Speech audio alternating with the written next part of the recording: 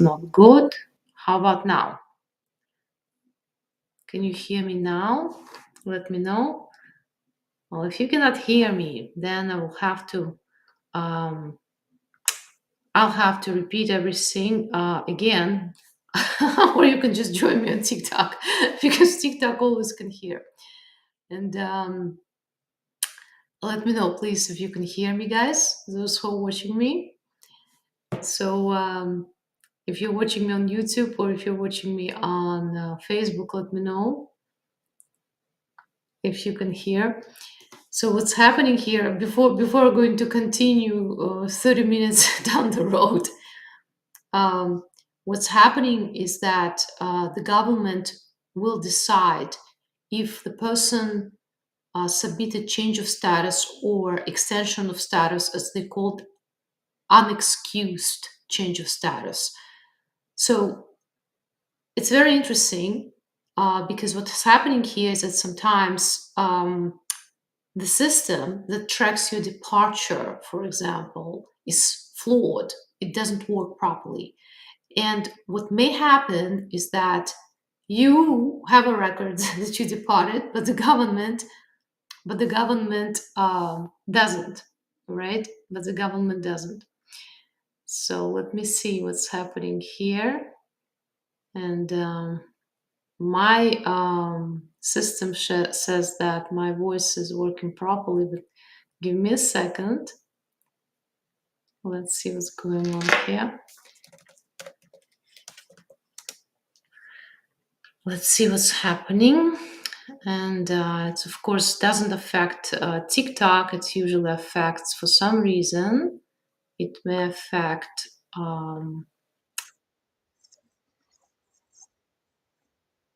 I think it's working fine. I think it's working fine. So, guys, not sure why somebody cannot hear because I just checked and it's very well heard.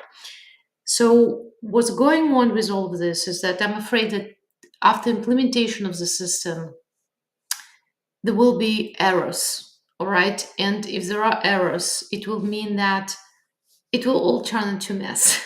So, the government of the United States, to my knowledge, within the past 20, 30 years, have not tried this, even though, to be fair, FAM, Foreign Affairs Manual, did have provision about the bonds, but they were never required. And we're going to see how it's going to work. Right now, they stated that they will be implementing it against two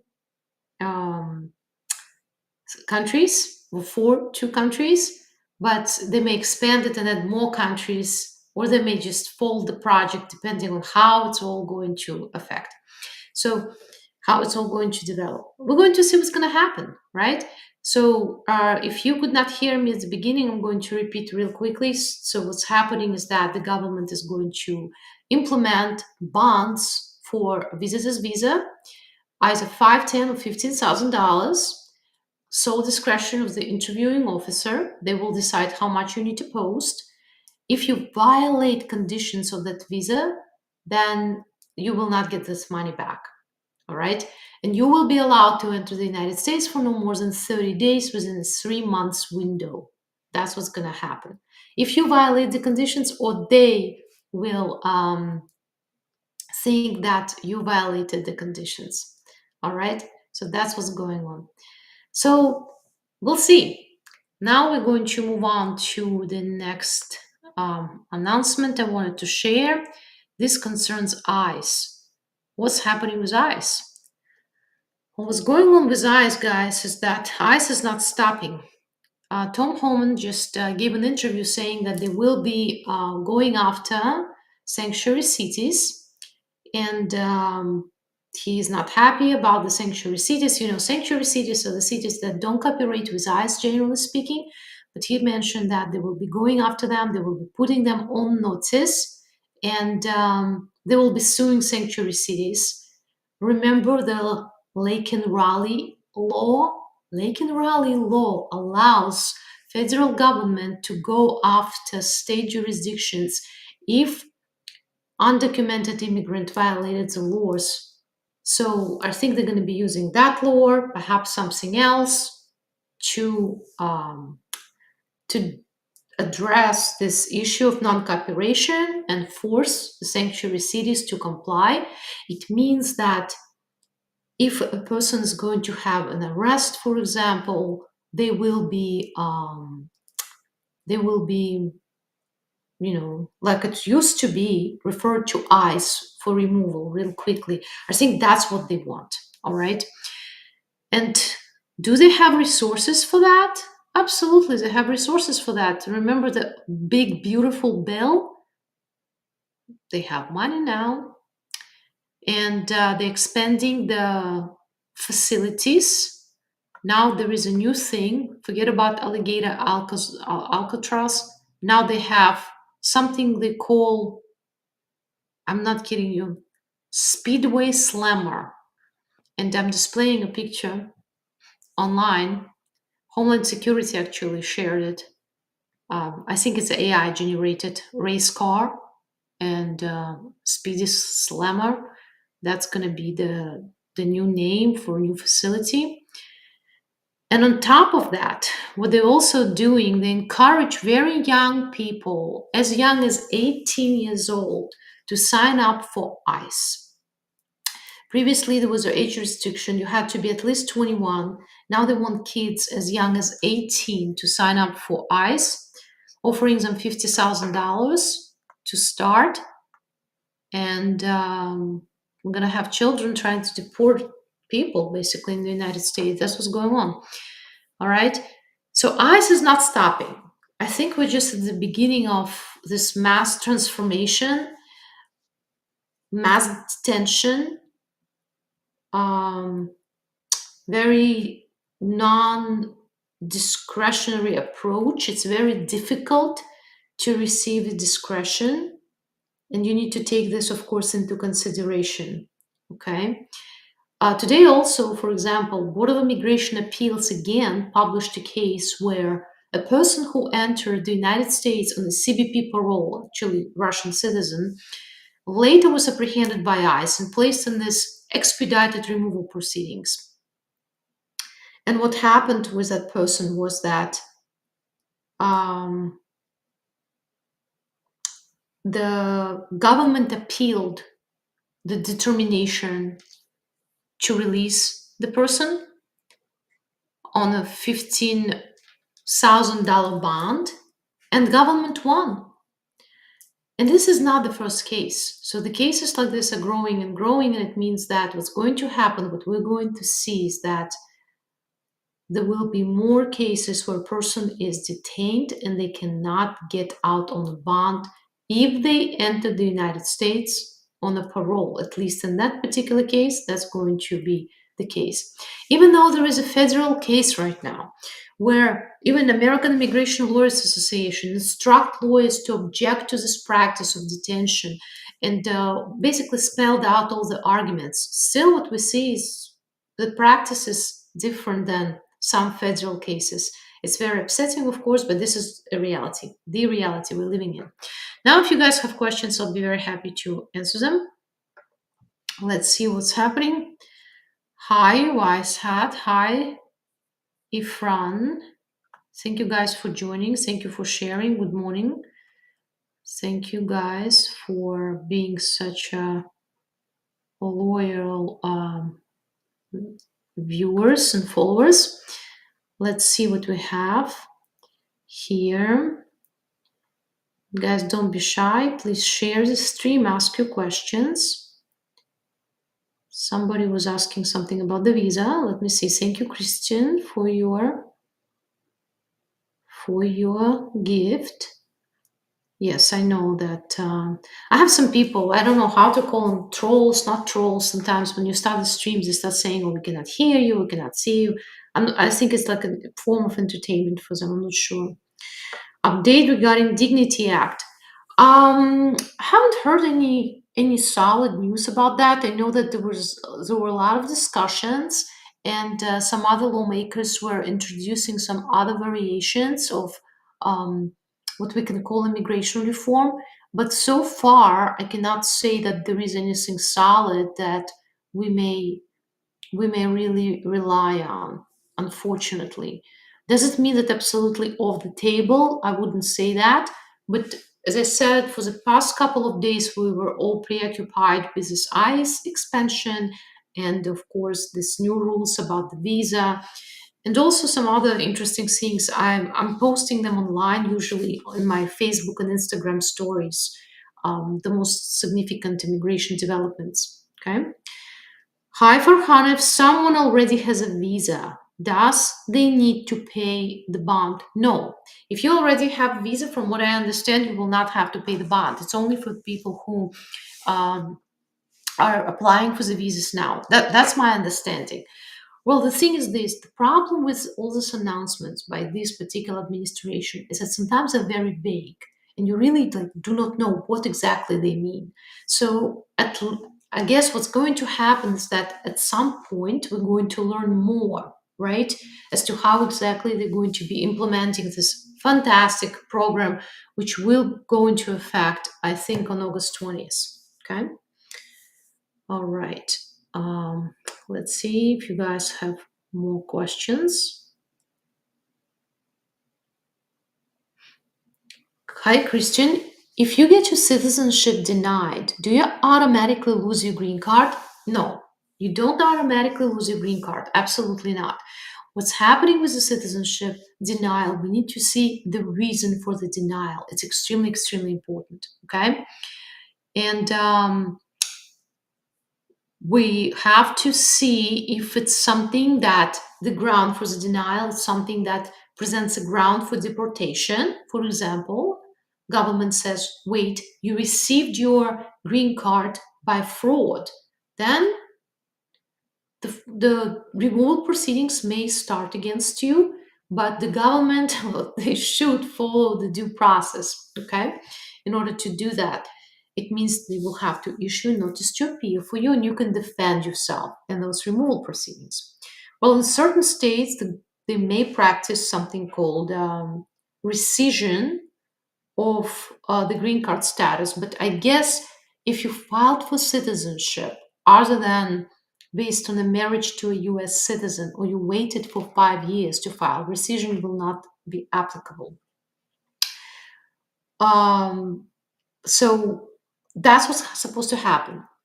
Certain reasons for denial of N400 on naturalization application, they're not that scary. You just have to wait and reapply. It depends on why application was denied. Let's say you failed your test, or for example, there is a problem with selective service, then typically you'll be okay, right? Let's see. Thank you very much, Bishop, for your gift. How long do you wait to get the passport back after interview with the embassy? I think it depends, really. It used to be only 3 days, all right?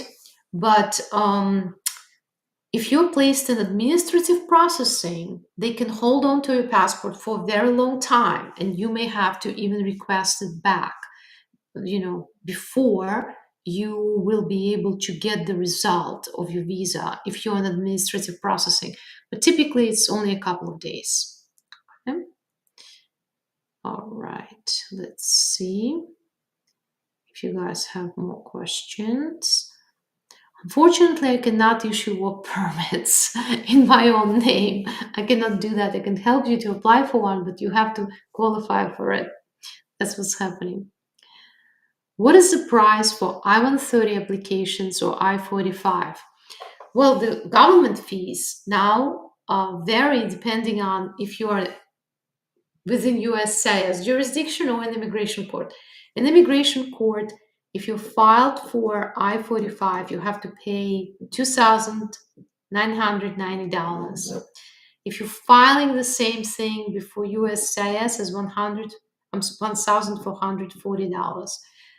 I-130 can be filed only with USCIS and $675. Okay, but prices, yes, the fees changed, unfortunately. All right. Let me see if you guys have more questions. As I said, there's a lot going on. By the way, I just recently traveled internationally, and when I was coming back to the United States, I had no issues coming back. It was very easy. They just scanned my face, my passport. I'm a US citizen, and it was just literally like a couple seconds.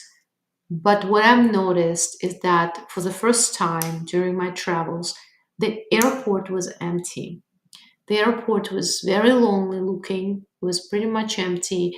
And later, I saw news that for the first time, I think they said within the past 50 years, the United States has negative migration. It means that the difference between people who are departing the United States and arriving is in favor of those who are departing the United States.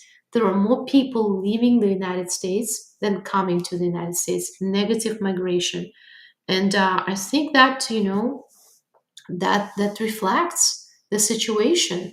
The empty airports. Then I saw a video by someone who posted empty airport in Las Vegas, and it was empty. Like there were literally 4 people in a huge airport.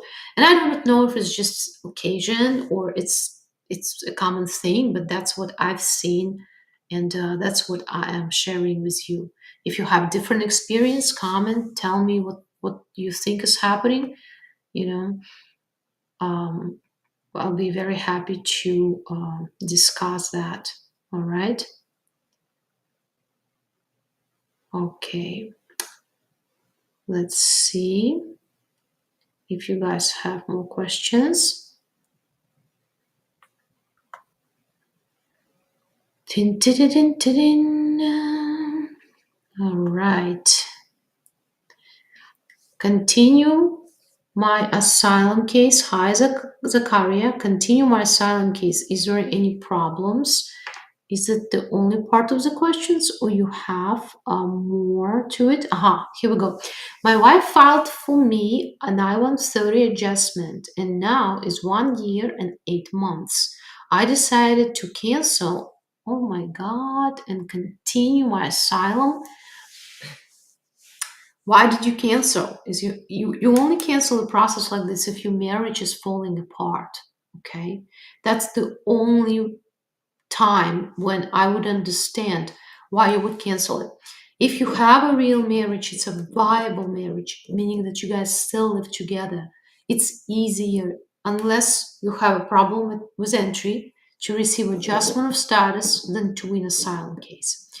I see these updates from Board of Immigration Appeals, how asylum laws are being reshaped in the United States. It's getting harder and harder to win cases. And even when you win the case, the government appeals very often your victory. Okay?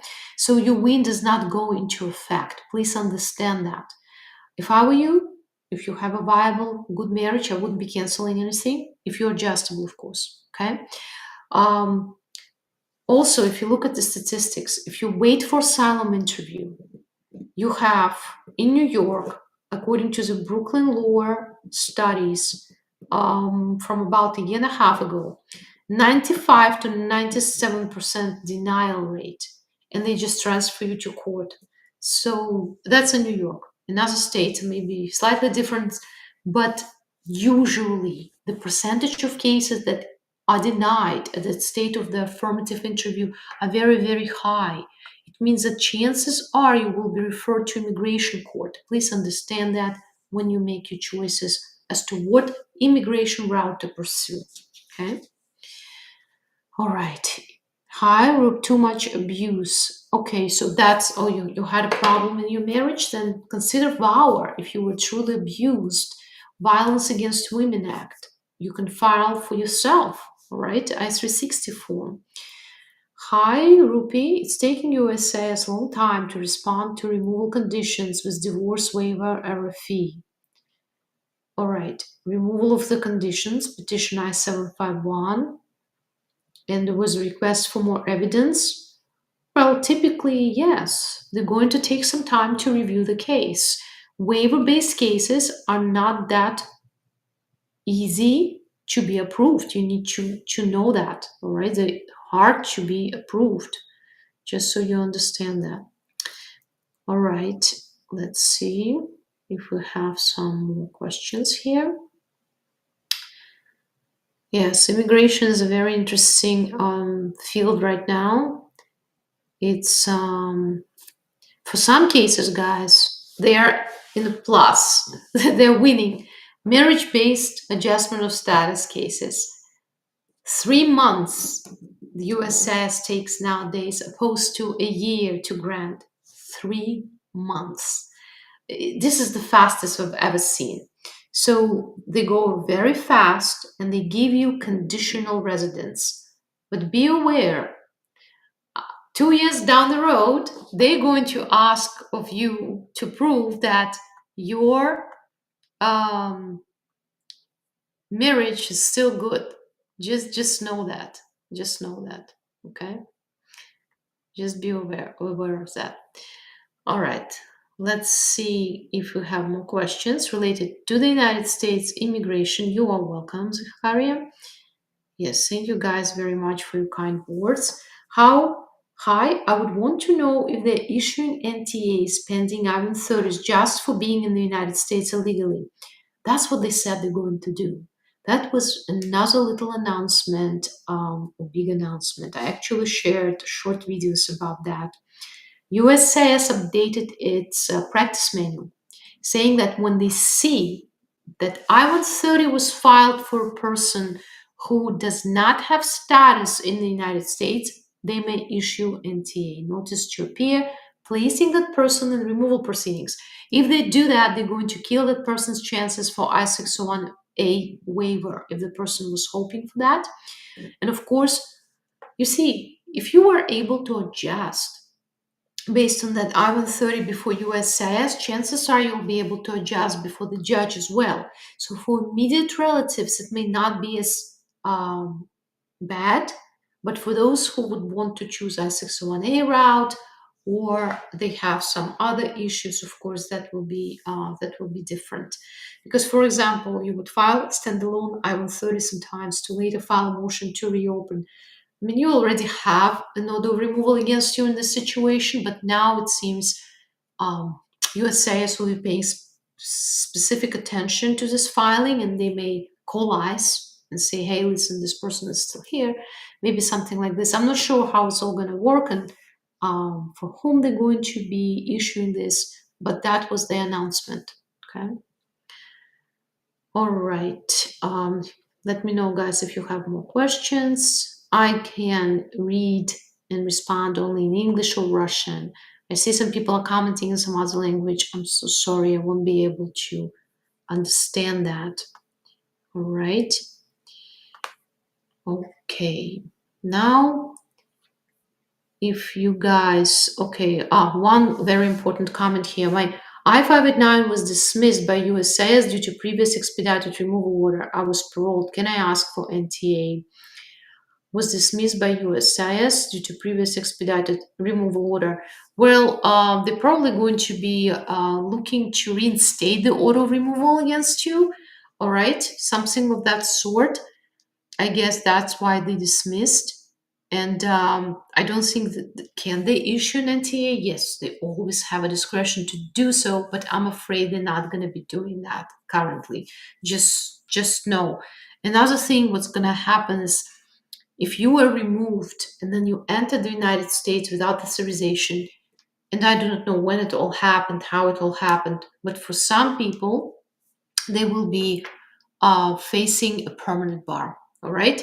Well, guys, thank you very much for watching. I apologize if we had some issues with the stream, and for some reason, all the comments now pouring in, and before they were stopped, I guess there is something going on either with the stream or with the software or with the government. Sometimes they're blocking the stream if they're hearing some words, whatever, that's the reality of today's immigration life in the United States. What can I do about this? So let me answer a couple more questions just really quickly. Okay. Really quickly. Let's see. And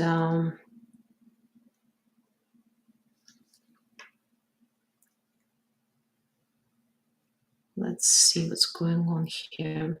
If someone has an I-130 approved but BIA denied their case, what happens? All right, so I-130 doesn't give you status, all right? Doesn't give you status. What you need to do is see what, I mean, you need to consult with an attorney who handled your case, why it was denied. I guess the adjustment of status was denied. And then, if the Board of Immigration Appeals but did not help you, right? Then it means probably you have an order of removal standing against you, and that's not good. It means that you are deportable, and you will have to find some other way, maybe to waiver route, right, to address your removal issues. Okay, so that's what's happening. That's what's going on with that. All right. And of course, if you need a consultation with me, please, guys, reach out. 917-885-2261. My secretaries will find time for you to have a consultation. All right. So that's what it is. Let me see. Hi, Farhana. Live post. All right. Not sure why live was pausing, but let's go see what's going on. Yeah. I don't see. And here's the life was pausing. Yeah, I don't know. There is a lot going on, It's what can I say? It is what it is right now. I can only do my best. I post videos and educate you guys with regard to immigration news and developments on my social media. So follow there. You have access to those videos. Some of them do get blocked. Like I have a recent video that got blocked, but most of them you can watch. You can learn a lot. You can educate yourself. You can understand what's happening. With the United States immigration and stuff like that. So, but it's not easy. As you see, it's not a friendly climate right now towards immigration lawyers, advocates, even people generally who are trying to help immigrants. Right? It can be dangerous, really. So let's see. All right. Let's see. Do you know what happens to cases that were in administrative processing before Trump's travel ban? Before Trump's, I don't believe they will be issuing visas, because it means that the person was not, they filed for the visa, but they were not issued a visa. I just don't see how the government is going to turn around and over the travel ban going to issue that visa. I just don't see it. Okay, you have to understand, in general, it's not a friendly climate towards immigrants at all. As I said, they prioritize cases where a U.S. citizen is marrying somebody very fast. You prove you have true marriage quickly. Okay, but the rest of the cases are very hard to win. It's not. I don't take any victory for granted. We do have a couple of cases that were proved that I'm very proud of. Like we have a case, I-601 waiver that was approved past week, and we were actually able to reopen an order of removal in absentia for a person, which was amazing, honestly amazing, because the judge initially was not friendly towards the client, and the whole climate is not friendly. So it was truly a mind-blowing victory, because imagine person is saved from being physically deported to the country that's like destroyed right now. The person is from Haiti. So that was a very important case. We do have, work permits approvals, like, well, EB1, EB2, national interest waiver approvals, things like that. But if you're fighting for something like asylum, don't think that it's an easy win currently. It's not. You really have to put all in. You have to hire an expert. You have to hire the best lawyer. You have to step on top of your case, make sure your translations are correct, because it's not going to be an easy breezy win anymore. All right. Cancellation removal is even harder. So those are very difficult, heavy cases, time-consuming cases. But you need to understand that's. I don't think that the logic of this government is going to be to look at the things your way. No. So for that reason, I don't think they're going to be granting any exceptions to the ban, right? All right, Juliet Diaz Rex in Orlando. This is for asylum. I don't recall anything negative about this judge, and usually it means that it's okay. Okay. I know a couple of judges. I'm not going to be mentioning their names live, so all the million followers are going to be, thinking about them, because this is just my opinion. But there are some judges that, if you privately ask me about, I'm going to tell you they're not easy judges to work with. If you have cases in front of them, your chances, your odds are going to be against you, no matter how well you prepare. So if you stuck with those judges, you have to do an excellent job, number one, and then your lawyer has to know how to make a record for potential appeal. This is also very important. Okay, your attorney always has to approach the case not from their viewpoint. They also have to guess what's going to happen if you have to bring an appeal, how the Board of Immigration Appeals is going to look at the issues raised during the hearings. It's very important. Hi Space, thank you very much for your gift. Привет. I've heard the news that USA is planning to do green card interview after asylum winning in the court or affirmatively. Is that true? Can you file for I-45 right after asylum granted? Well, what they stated is that they will be vetting people, right? They will be vetting people very thoroughly if a person was granted asylum. That's what they stated, okay? Usually, if you receive asylum grant, you are admitted in asylum status, and then removal proceedings are closed against you, okay? And you're going to be filing for adjustment of status before USCIS. That's what's supposed to happen. Can you pre-file? Because under the rules, your adjustment of status based on asylum may be granted only once you accumulate 1 year of physical presence in the United States. So during the Biden administration, they allowed you to pre-file the case so that by the time USCIS is considering your case, you're going to have that 1 year already accumulated. But you have to be careful with that. Why? Because if you pre-file too early, let's say you just got asylum and you've filed your case, well, USCIS can quickly deny your case, and then you're going to waste your time and money, okay? So I would say that you have to wait, if they don't change the rule, because right now it has not been changed, for at least 6 to 8 months after the grant of your asylum, and then file.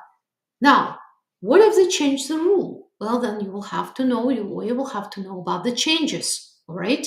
So typically what we do before we file a case, if we haven't worked on this case, on a similar case within the past months or couple of weeks, we verify the rules, where we submit the package to, how it's done, right? That's what we do. That's what a competent attorney has to do. For example, just recently, rules about filing for asylum changed. Now we have an asylum filing fee, right? So if we submit the case without the fee, it will be rejected. Things like that. So you just decide when you can file, then you look up the procedure, how you're filing it, and then you make a decision. Do you want to pre-file or do you want to hold back? Okay.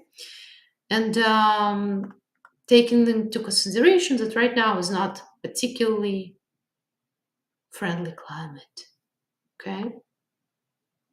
not particularly friendly climate. You just need to know that. All right.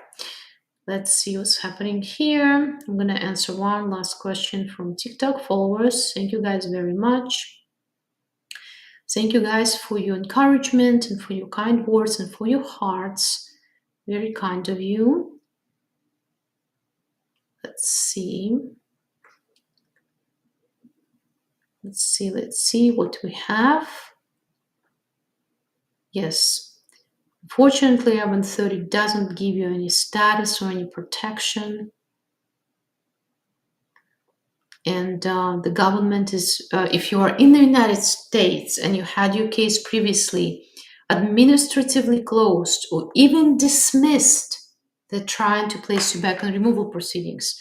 This is for all of those people who received previously prosecutorial discretion. Now you may be a target as well. Hi, Sayed, ma'am, I have just filed for U visa. When will I get my work permit? Oh, I do not know. I don't even know when you're going to get your receipt, Sayed, unfortunately. If you're filing now for U visa, T visa, or VAWA, you have to wait for your receipt for almost 6 months. It's ridiculous, okay? So if you filed your U visa about 6 to 8 months ago, I would say that you would receive your U visa work permit within a year and a half. Now, I truly do not know when it's going to happen. I'm sorry. Okay. Hi, Mikey. What if you're still working remotely in home country while adjustment of status and ED spending, married to U.S. citizen? If you guys are married to a U.S. citizen and you are working in the United States, even without the work permit, it is going to be automatically forgiven to you under the law.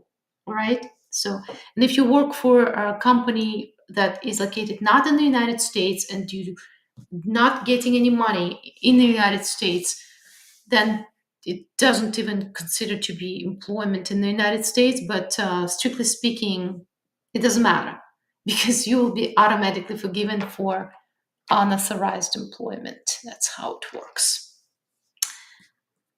Hi, Liwa, can I travel with one alphabet error name on a green card?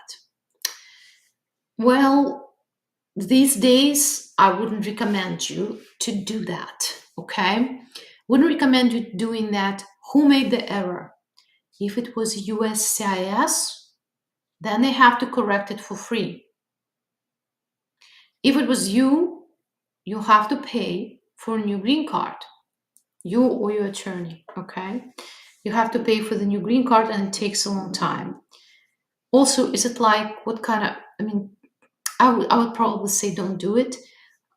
You're better off really filing for replacement of the green card and getting yourself I-551 stamp for travel purposes, just in case, because it depends really on the officer that you're going to meet that day. If they're going to give you a hard time, eventually the issue is going to be resolved. But how long it's going to take and what it's going to take to resolve it, that's the real question, right? How is travel with 10-year green card? I think you'll be fine. You know, most people not going to have any issues traveling if they don't have any problems how they receive the green card and they didn't have any criminal stuff. You guys will be fine. Hi, Mia. I have an asylum case in court in New Jersey and planning to move to New York. Is it difficult to move the case to New York court? Will they allow me to move there? Mia, if you have enough time before your hearing, they usually don't give you any hard time moving the case, but you do have to, well, it's not strictly speaking required, but it's a good idea to do so. Attach evidence that you really did move to New York so that the government is not going to think that you are making up your move just to avoid like non-desirable jurisdiction. All right. So attach things like your new license. Maybe you already filed tax returns or whatever. Maybe you have some pay stubs, some other mail, lease showing that you truly moved to New York. Okay. Did you already discuss 730, I-601, a risk for the spouse to be deported? Yes, I covered that. When somebody asked about I-130 things, I did mention that now when you file I-130, with a new announcement saying that if you're not adjustable, we will issue a notice to appear. Now you have to take it into consideration. Well, listen to this. So those of you who try to go for Biden parole in place, if you lived here for 10 years and you can show hardships to your spouse, displacement and removal proceedings may turn into a green card based on cancellation or removal. It's going to take forever, but strictly speaking, I-601A also is taking forever. So it may be not the absolutely worst thing in the world. All right, guys, thank you very much for joining. We're going to have another live this Friday night, okay? I do appreciate your participation, your liking, sharing, supporting my social media and channel, and sharing kind words in these very difficult times. I hope you're all going to be safe, and don't forget to follow. So we're going to see each other again on Friday.